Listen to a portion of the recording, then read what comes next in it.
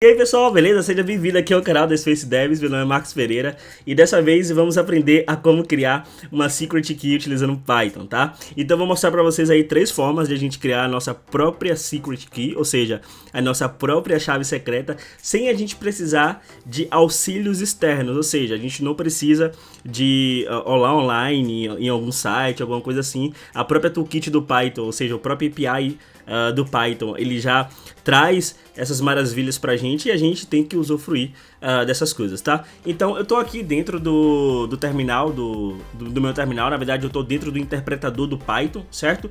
E aqui dentro eu vou fazer o seguinte, eu vou importar uma biblioteca chamada OS, certo? Essa biblioteca é essa que vocês utilizam para fazer coisas no sistema operacional, então ela vem de Operating System, né, OS. E aqui dentro eu tenho uma função chamada uRandle, certo? Ou seja, essa uRandle ele gera, digamos assim, uma sequência de bytes aleatórios, né? Então eu posso vir aqui e colocar, por exemplo, o número 16, ele vai gerar essa sequência para mim e eu posso guardar tudo isso dentro de uma variável chamada S, né? E aí assim, de S de secret, pode ser qualquer outro nome que você queira. Então a gente tem aqui a nossa sequência de bytes já criada. Só que essa sequência de bytes é um pouco improvável para você poder colocar ela dentro de sua aplicação. Você obviamente vai querer transformar isso em string, certo? Só que para transformar isso em string, a gente vai ter que primeiro transformar ela em base 64. Então a gente vai importar dentro do Python, a gente tem uma biblioteca de base 64, né? Então a gente vai fazer import base 64 from, na verdade é from, né? From base 64 import. Aí a gente tem uma função chamada b64 encode, certo? É essa função que a gente vai importar e aí a gente vai utilizar ela, ó, b64 encode. Daí eu vou passar quem? Eu vou passar o meu S, né? Que é a minha sequência de caractere, e aqui eu vou dar um ponto decode, eu vou dar um decode em quem, né? Para quem é que eu vou transformar isso daqui em o que? Eu vou transformar em string, então eu posso vir aqui e passar o TF8, certo? Daí eu vou pedir para ele guardar isso daqui dentro de uma variável chamada result, certo? Eu vou dar um enter, e agora eu simplesmente vou dar um enter para ver o resultado disso daqui. E olha só, ele criou pra gente aqui, agora ele transformou os nossos bytes em string, né? E aí sim a gente pode utilizar isso dentro da nossa estrutura, da nossa aplicação como uma chave secreta, né? Então isso daqui é gerado aleatoriamente, então toda vez que você rodar essa função, ele vai gerar aleatoriamente bytes aí, uma sequência de bytes para você poder estar utilizando, tá bom? Uma outra forma de você fazer isso, eu vou limpar aqui a tela para a gente deixar um pouco mais suave, né? E aí outra forma de você fazer isso é você utilizar o hash MD5, tá? Então você vai vir aqui e vai importar de hashlib, certo? Aqui dentro de hashlib você vai ter um cara chamado MD5, certo? Eu vou dar um enter aqui, tá pessoal? Então a gente vai fazer o seguinte, ó. Vou rodar esse cara, na verdade eu vou criar aqui uma string, né? Na verdade eu vou utilizar assim dessa forma mesmo. Vou colocar esse cara dentro do result, certo? E aí aqui dentro eu vou passar a string, né? Na verdade eu vou passar aqui uma string, na verdade, depois eu vou converter ele para bytecode, tá? Então aqui eu vou simplesmente passar o seguinte, ó. Eu posso vir aqui e passar qualquer coisa. Você pode colocar secret, por exemplo, certo? Aí você pode vir aqui e dar um enter. Quando você clicar aqui, quando você digitar result novamente, você vai ter aqui um objeto MD5, né? Então aqui, ó, MD5 hash object, né? Então você vai ter esse cara aqui.